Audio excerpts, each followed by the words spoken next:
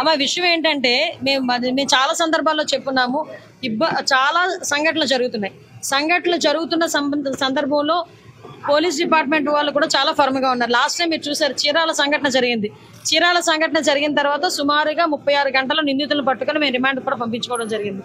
ఎక్కడ ఏమి జరిగినా చాలా యాక్టివ్ గా పోలీస్ డిపార్ట్మెంట్ వాళ్ళు పనిచేస్తున్నారు. ఎక్కడ జరగకుండా ఉండే బాధ్యత కూడా తీసుకుంటున్నాం. వీటన్నిటికీ కూడా మూల కారణం గాంజాయి మత్తులో చాలా మంది చేస్తున్నారు, డ్రగ్స్ మత్తులో చేస్తున్నారు. కాబట్టి వాటిని పూర్తిగా ప్రక్షాళన చేయడానికి ఒక కేబినెట్ సబ్ కమిటీని కూడా ఏర్పాటు చేసుకుని మొన్ననే మేము టాస్క్ ఫోర్స్ కూడా ఏర్పాటు చేయడానికి కూడా సిద్ధంగా ఉన్నాం. ఒక టోల్ ఫ్రీ నెంబర్ అన్ని కూడా ఏర్పాటు చేస్తాం. ఈ వీడియో కానీ మీకు నచ్చినట్లయితే లైక్, కామెంట్, షేర్ చేయండి. మరిన్ని అప్డేట్స్ కోసం సబ్స్క్రైబ్ చేయండి.